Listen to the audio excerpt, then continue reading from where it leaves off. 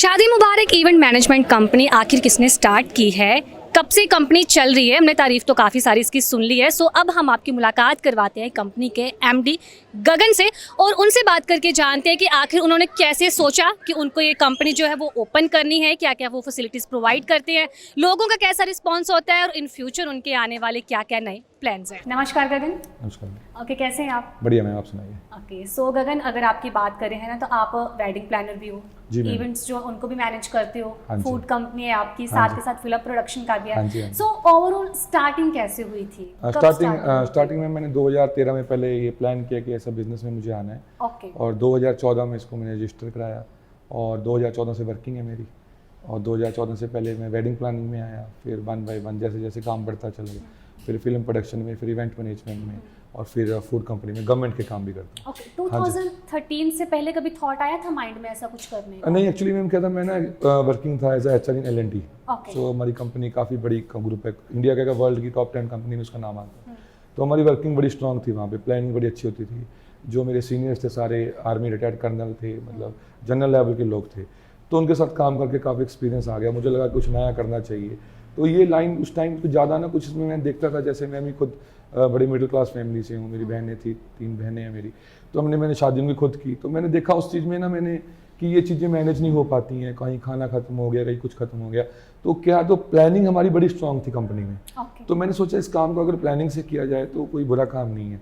तो फिर मैंने ऐसा थॉट आया, फिर मैंने इसको धीरे धीरे शुरू किया, पहले केटरिंग में, फिर वेडिंग प्लानिंग में आया। तो धीरे धीरे अब हो गया मैम, अब मेरे को 9 साल हो गए इस काम को ओके, करते। तो जो थॉट आपका सबसे पहले आपके माइंड में किसके साथ डिस्कस किया था? डिस्कस किया मैंने अपनी वाइफ के साथ। ओके। हाँ जी, हाँ जी। उन्होंने एग्री कर दिया था तभी कि जहाँ पे नहीं, एक्चुअली मैम क्या था, मेरी जो वाइफ है वो MBA मतलब फाइनेंस है, तो मैं MBA HR हूँ। तो जब मेरी शादी हुई तो उसके बाद उसने देखा कि मेरा जो वर्किंग जो स्टाइल है बड़ा स्ट्रांग है, मैं बड़ा हार्डली काम करता हूँ।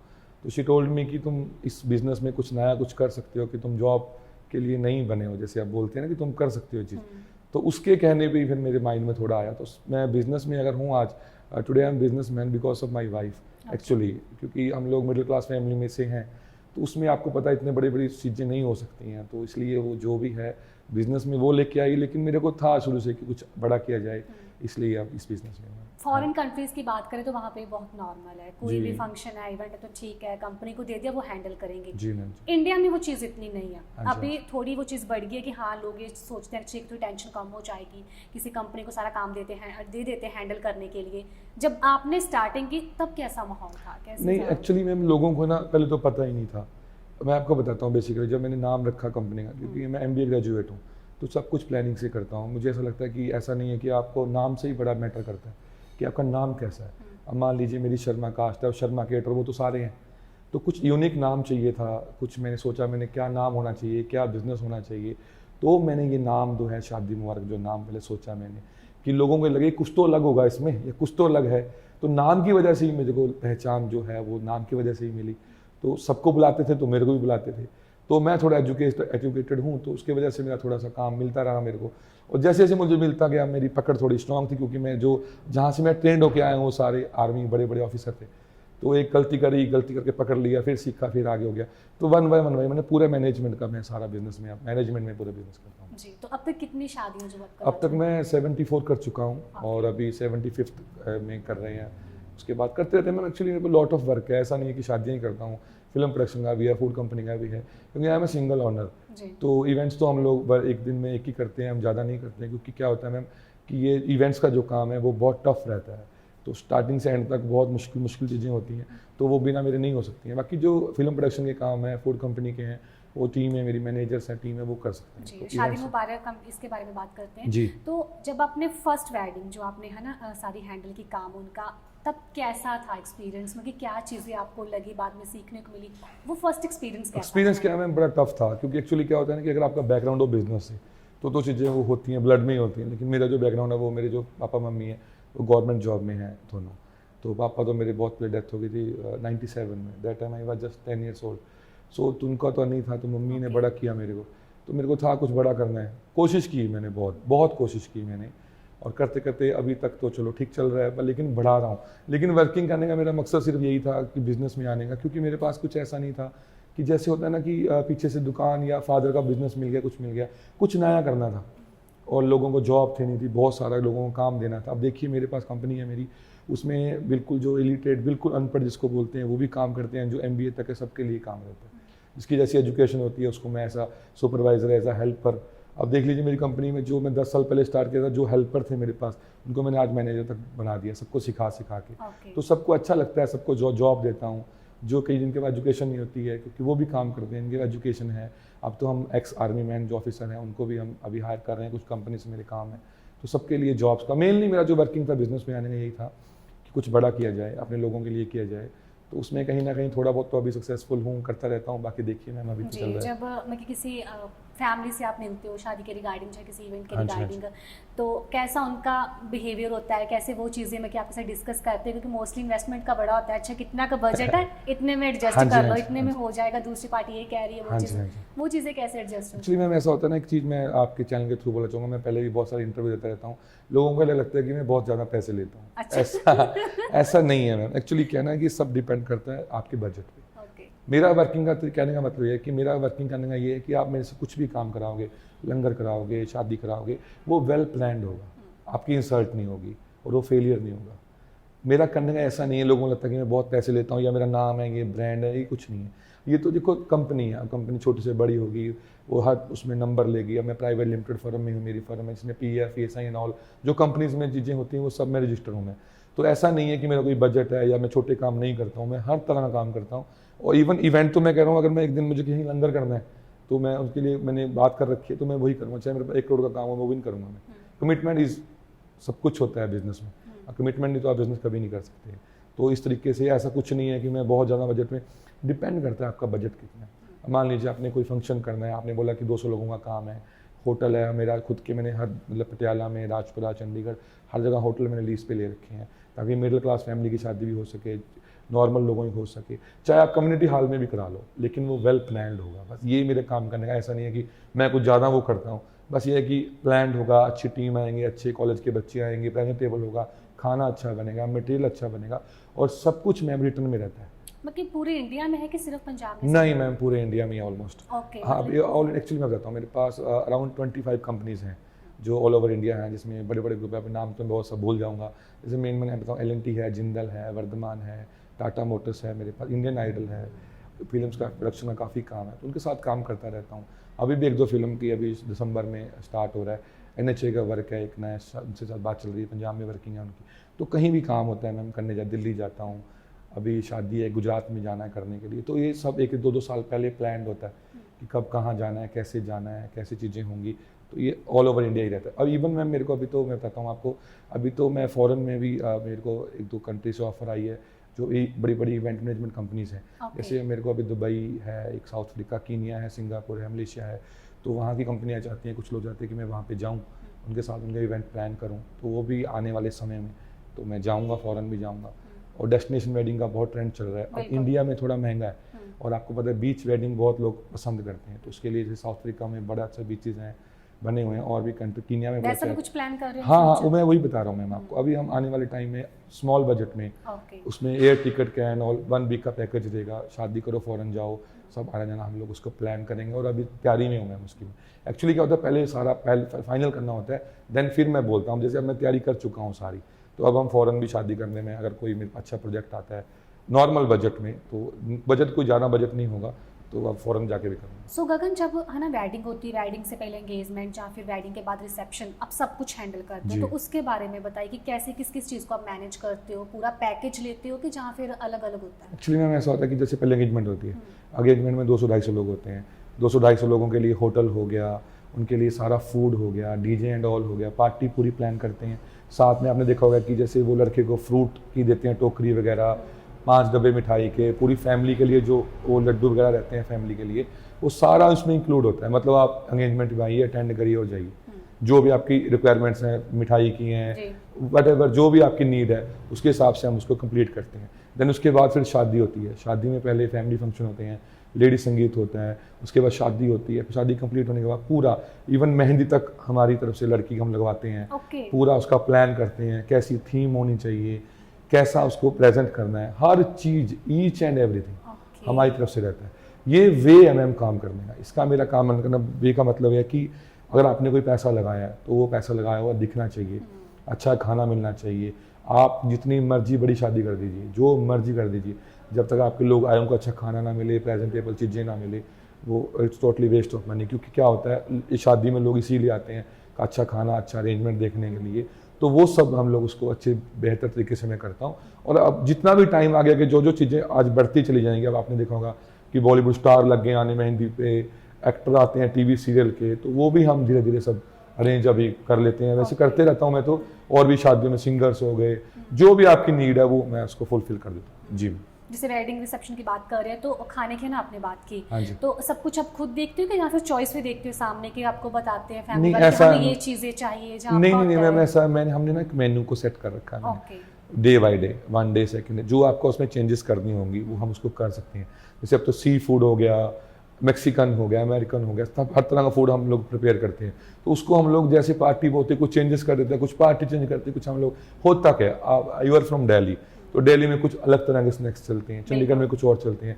तो एज पर पार्टी चॉइस भी हमारे पास प्रोफेशनल शेफ्स हैं, सारे जो सेलिब्रिटीज़ के काम करते हैं, चंडीगढ़ से हैं, दिल्ली से हैं, मुंबई से हैं, ऑल ओवर इंडिया की टीम है मेरे पास। अब जहाँ का फूड आपको चाहिए, आपको कश्मीरी फूड चाहिए तो शेफ़ कश्मीर से बुला लेंगे। तो ऐसा नहीं कि वो यहीं से बुला के चला लेंगे। टेस्ट में कोई समझौता नहीं, काम में कोई समझौता नहीं, जो आपका मटेरियल है उसमें कोई समझौता नहीं, सब पूरे प्रॉपर वे से और रिटर्न में रहता है मैम, उस तरीके से हम लोग काम करते हैं। जी। सो कई बार होता है ना कि बताते हैं कि अच्छा ठीक है जी, इतना बजट है, इतने लोग आएंगे, लेकिन बाद में लोग एक्स्ट्रा हो जाते हैं जहाँ फिर ज़्यादा हो जाते हैं। तो वैसा कभी इंसिडेंट हुआ? इसके लिए मैं आपको थोड़ा लोगों के लिए कोई बोलना चाहूँगा। होता क्या है मैम, अब हमने अपने 500 लोगों की मुझे पार्टी बहुत दी, 500 लोगों का तो मैंने अरेंजमेंट करनी है, चलो 500 का 600 हो जाएगा, वो भी कर लेंगे। कई बार मैंने इतना झेला है कि 500 लोगों को बोला है, वहाँ पे 1000 लोग थे। और इसमें क्या लगता है कि जो केटरर को लोग ना खुदा समझते हैं, कि जैसे कोई भगवान नहीं होता कि भगवान पैदा कर देगा कि भाई देख ले तू कैसा, ऐसा नहीं होता है। हम भी लोग ही हैं, आपने 500 का बोला हम अरेंज कर देंगे, लेकिन होता क्या है मैम, फिर बाद में वहाँ पे झगड़े झमेले, जो छोटे केटर होते हैं जो नए नए काम करते हैं। अब मैं तो एजुकेटेड हूँ, मैं तो संभाल लेता हूँ, क्योंकि मैं क्या करता हूँ, मैं तो काम के साथ प्लानिंग होती है। जो टीम बड़ी स्ट्रॉन्ग है, खाना बना लेते हैं मौके पे, हमारे पास ट्रक लोड रहता है अलग से, राशन कार्ड, पूरी टीम रहती है जो मेरे से काम करती है। कुछ कम होगा ज़्यादा होगा, हम तो बना देते हैं, झेल लेते हैं। लेकिन ऐसा नहीं करना चाहिए। अगर जितने भी फंक्शन खराब होते हैं, चाहे दुनिया में कितना, चाहे हलवाई हो, केटर हो, प्लानर हो, किसी की गलती नहीं होती, इसमें सिर्फ गलती कस्टमर की होती है। कस्टमर झूठ बोलते हैं मैम, और बेचारे वो फंस जाते हैं। अब जो एजुकेटेड बिजनेसमैन है वो उसके सामने तो नहीं कर पाएंगे, हम मेरे सामने तो नहीं कर पाएंगे। मैं तो जवाब भी दे सकता हूँ, मैं तो हर चीज़ कॉन्ट्रैक्ट होता है मेरा, तो मैं तो रिटर्न में लेता हूँ सब कुछ। मेरे ऊपर अगर आपकी 200 लोगों की पार्टी है मैम, 201 की भी रिस्पॉन्सिबिलिटी नहीं है, वो रिटर्न में लिखा हुआ है। लेकिन ये चीज़ फेलियर है, मैं आपको सबके सामने बोलना चाहता हूँ। ये चीज़ लोग बोलते हैं केटर ने खराब कर दिया, ना कोई हलवाई, ना केटर, ना प्लानर। जिस काम से किसी का घर चलता हो ना मैम, वो कभी भी उसको खराब नहीं करता। प्रॉब्लम ये आती है, लोग झूठ बोलते हैं फिर पैसा बचाने में, कुछ में। तो इसमें जो नुकसान है वो कस्टमर का जहाँ नुकसान है, उन्हीं की इंसल्ट होती है, क्योंकि खाने वाला भी जानता है, जो आया पार्टी में वो भी जानता है। इसलिए मैं रिक्वेस्ट करूँगा सबसे, जितने भी लोग हैं, चाहे वो हलवाई से शादी कराएं, क्रिएटर से कराएं, प्लानर से कराएं, उनको सच बोले, इतने लोग होंगे। और अगर बाई चांस ऐसे वहाँ पे कंडीशन हो भी जाती है तो उसको हैंडल प्यार से करें। वहाँ पे जुलूस ना अपना निकालें, ना उस करने वाले का निकालें। एक्चुअली ये मैक्सिमम होता है, गोले तक चल जाती है मैम। ये ऐसा नहीं होना चाहिए, सच बोलो, हो जाता है आराम से। तो ये है, ये कस्टमर पे डिपेंड करता है। सो एक चीज़ आप फेस करते हो इंडिया में कि अभी भी लोग ये चीज़ सोच लेते हैं कि नहीं, ज़रूरत नहीं है हमें इस चीज़ की, हम खुद मैनेज कर लेंगे, ये सिर्फ एक वेस्टेज ऑफ मनी है।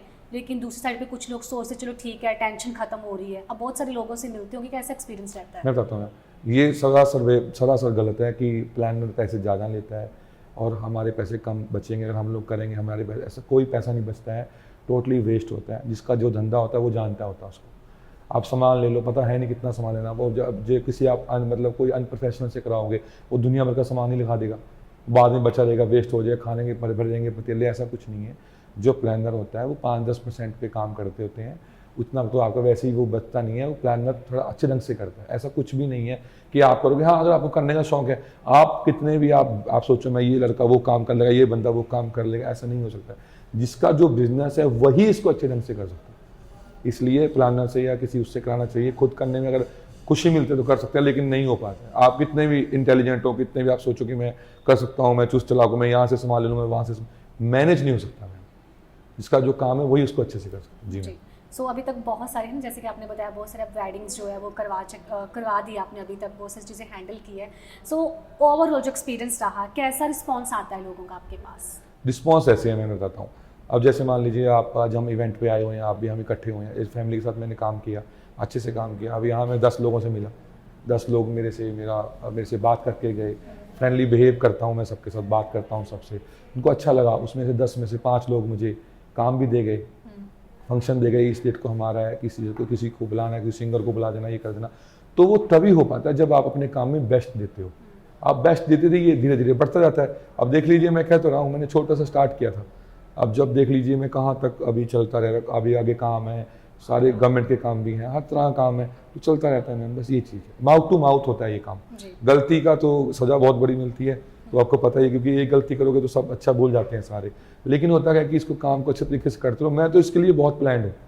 मैं तो इस बिज़नेस के लिए जब तक मैं दुनिया में हूँ, मैं इतने अच्छे से काम करके जाऊँगा, इतना कुछ लोगों को सिखा के जाऊँगा। अभी तो मैं बच्चों को पढ़ाने के लिए भी, अभी मेरे को ऑफर्स आते हैं कॉलेज से, मैनेजमेंट के बच्चों को। जितना भी मैंने सीखा है, मैंने भी सब अपने सीनियर से, अपने जो मेरे बॉस थे, सबसे सीखा है। सीख के मैं अब यहाँ तक आया हूँ। लेकिन जो गलतियाँ मैंने की, जैसे मुझे झेलना पड़ा, तो मैं कोशिश करूँगा जो आने वाले बच्चे हैं, इस बिज़नेस में आना चाहते हैं, तो मैं उनको ये पढ़ाई या बताऊँगा कि ऐसे कैसे करना है, ताकि वो इतनी ज़्यादा परेशानियाँ ना आए। प्रॉपर वहाँ पे ये चीज़ होती है कि आपको अवेलेबल रहना ही रहना है, कि जहाँ फिर आपको तो चलो ठीक है, कोई है आगे हैंडल करने के लिए। नहीं मैम, मेरे पास ना बहुत सारे मैनेजर्स हैं, बहुत सारे GM हैं, सब हैं।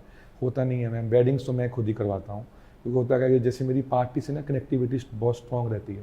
जैसे लड़की का फादर है, उनसे मेरी डायरेक्टली रहती है, लड़की है उसके पूरे फैमिली से होती है, तो वो चाहते हैं कि सर आप या भैया आप वहाँ पे होने चाहिए, तो मैं नहीं करता हूँ, मैं ही अवेलेबल रहता हूँ वेडिंग्स पे। बाकी जो मेरे गवर्नमेंट के फिल्म प्रोडक्शन के काम है, वो टीम मैनेजर वो करते हैं। तो मोस्टली कैसी रिक्वायरमेंट्स है, जैसे कि आपने बोला लड़की के जो पेरेंट्स होते हैं उनको बहुत चीज़ होती है वाली है ना, मेहमान ना माइंड कर जाए किसी चीज़ का, खाना अच्छा हो, सर्विस अच्छी मिले।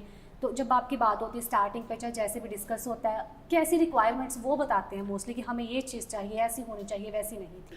मैक्सिमम होता क्या है, जैसे अब मैं शादी करता हूँ तो वहाँ पे लोग आते हैं, 90% काम तो ऐसे मिलता है। शादी में कोई आया, उसको शादी अच्छी लगी, मैंने देख लिया, मेरे से मेरा नंबर ले लिया, घर पे बुला लिया। मैं किसी से बात नहीं करता हूँ इवेंट पे, स्पेशली घर जाता हूँ, जैसे किसी ने मुझे बुलाया, वहाँ बैठ के उनसे पूछता हूँ आपकी क्या सिस्टम है, कास्ट के, सिख हैं या हिंदू हैं या मुस्लिम हैं या ईसाई हैं, उनके हिसाब से सारा कास्ट के हिसाब से सिस्टम होता है कि हमारी शादी ऐसे होनी चाहिए, इतना फूड होना चाहिए, कुछ बातें वो बताते हैं। फिर रफ पेज पे बनाता हूँ उसको कि ऐसे नहीं ऐसे, फिर प्लान करते हैं। फिर उनको पूछता हूँ कितना बजट है आपका, कितना पैसा आपने लगाना है, तो फिर उसी हिसाब से उसको मैनेज करता हूँ। मैंने धर्मशाला से गलियों में, गाँव की गलियों में टेंट लगा के भी शादी करी है। मैं मानो इतनी जगह में टेंट लगाते थे हम लोग, लेकिन उसको अच्छे से कर दिया, अच्छा खाना बना दिया, अच्छे लोगों ने बनाया, सिस्टम से बना दिया, तो वो चलते चलते अब अच्छा चल पड़ा। ये है ही नहीं, मेरे कोई बजट ही नहीं है मैम, कोई रेट ही नहीं है मेरा। आप पे डिपेंड करता है, आपका 5 लाख लगाना है, 2 लाख लगाना है, 4 लाख लगाना है, उस हिसाब से कर देते हैं। अगर शादियाँ बहुत ज़्यादा बड़ी, जैसे पहले तो 5-5 हज़ार 10-10 हज़ार लोगों का खाना बनता था, तो उसमें मैं क्या करता हूँ कि मटेरियल हम लोग उनसे ले लेते हैं, उसमें बड़ा फ़ायदा कम उसका हो जाता है, पार्टी का बड़ा फ़ायदा हो जाता है। तो इस तरीके से भी करते हैं, हर तरह से काम करते हैं, जैसे किसी की रिक्वायरमेंट है वैसे काम कर लो। जी मैम।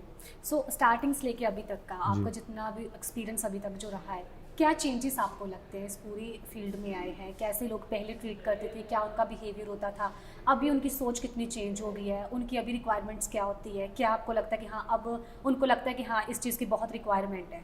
जो एजुकेटेड लोग हैं मैम, जो पढ़े लिखे हैं, जो ऑफिसर रैंक के लोग हैं, वो लोग तो देखते ही समझ जाते हैं कि यार ये चीज़ अच्छी है, इसको बेटर तरीके से प्लान होना चाहिए, खाना अच्छा होना चाहिए।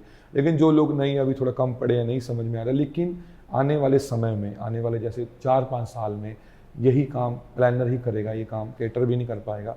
पूरा प्लान हो, किसी के पास समय होगा नहीं, तो सब कुछ ये चीज़ धीरे धीरे अभी लोग बढ़ी रही है, मेरा चीज़ बढ़ी रही है। मैं बता रहा हूँ ना आपको, एक शादी मुझे करने में कम से कम आप लगा लीजिए 7 से 8 दिन लगते हैं, तब जाके एक शादी वो होती है। फिर उसको तैयारी करने में मतलब 15 दिन निकल जाते हैं मैम एक शादी करने में, पर वो वेल प्लान होती है शादी, टाइम टू टाइम होती है। आप मेरी बात सुनिए, जब आपका बजट ही आपका है तो फिर तो कोई महंगे सस्ते का कोई है ही नहीं, लेकिन आपको बताना पड़ेगा मेरा इतना बजट है, उसमें मैं बताता हूँ कि सर इसमें ये चीज़ हो सकती है, इसमें ये प्लस है, ये माइनस। लेकिन food quality, food product, team, वो सब सेम ही रहती है। ऐसा नहीं है कि मैं लाख रुपए वाले काम में छोटे केटर या छोटे हलवाई बुला, सब चंडीगढ़ से, तब दिल्ली, मुंबई से, सबसे पूरे कॉलेज के जहाँ जो की टीम, क्योंकि मेरे साथ जो 10 साल से टीम है वो सब साथ ही है मेरे साथ, ऐसे में हम काम कर रहे हैं। जी मैम। जी, अभी आप ऑडियंस को मैसेज देना चाहेंगे? ऑडियंस को मैसेज तो यही है कि आप जो भी आप काम करते हैं उसको अच्छे से करिए, प्लानिंग से करिए, और अगर इवेंट मैनेजमेंट का काम होता है, कुछ भी होता है, उसको पूरी शिद्दत से निभाइए, मतलब तब जाके आप इसको अच्छे तरीके से कर सकते हैं। Thank you so much. Thank you so much Thank you Gagan so ji, much, ji. आपने हमें अपना इतना कीमती समय दिया। हम सब लोग अपनी डेली लाइफ के कारण इतने बिजी होते हैं, इतने स्ट्रेस में रहते हैं कि जब कभी हमारे घर में कोई फंक्शन होता है तब हम इंजॉय नहीं कर पाते, तब भी हम परेशानी में होते हैं या फिर टेंशन में होते हैं कि आखिर कौन सा काम कैसे होगा।